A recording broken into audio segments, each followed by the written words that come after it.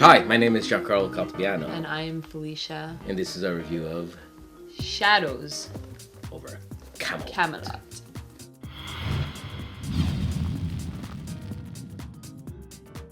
In this card game, players will work together to defeat Morgan. In the box you'll find sword tokens used to keep track of victory points for the good and evil players, loyalty cards which determine if you are a traitor or not, a deck of cards which have different symbols and colors on them with different values, special cards like Merlin, Morgan, Vivian, and Mordred, which all do special effects during the game, 10 quest tokens to be used however you see fit, and extra night cards for the expert gameplay variant.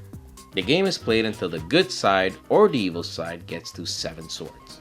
Here's how to set up. Shuffle the loyalty cards and give 1 to each player, then add 2 in the middle of the table. The remainder are out of the game. These cards remain hidden for now.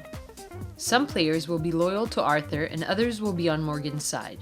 Shuffle the deck of 6 cards with 6 random cards from Morgan. The others are out of the game.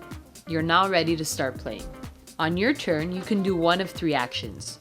You can reveal a card from the deck into the quest pile. You can go on a quest using the quest pile cards.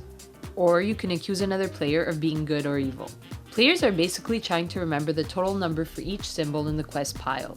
You can freely talk to each other and use tokens to tell other players what symbol you keep track of. For example, you'll be counting the dragons total as they appear and someone else will be counting the swords and so on. If you decide to go on a quest instead of revealing a card, take the quest cards and separate them by group. The top card is your main quest, so if you ever went on a quest with the top being dragons, then that is your main quest. The other groups are secondary quests. If your main quest totals 11, 12, or 13, you made it and you add white swords on the table according to the number shown on the quest card. If it's more than 13, then you get that many black swords instead. Now, for the secondary quests, if you have less than 14, they are harmless and do nothing.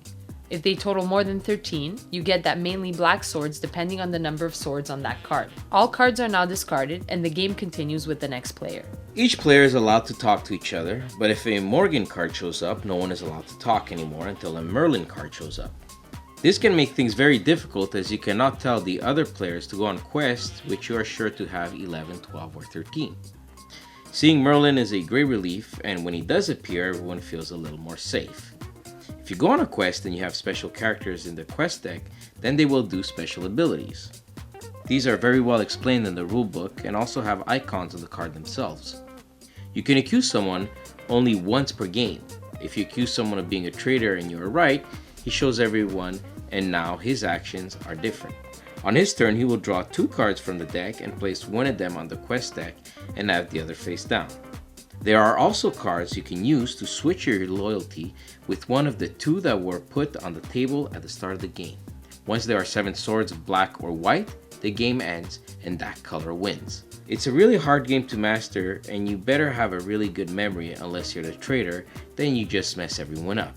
The gameplay is quick and fun. The player interaction is there and the game comes in 3 languages. Production quality is nice and for about $25 you're getting a decent game. You also get the night variant and a solo play variant.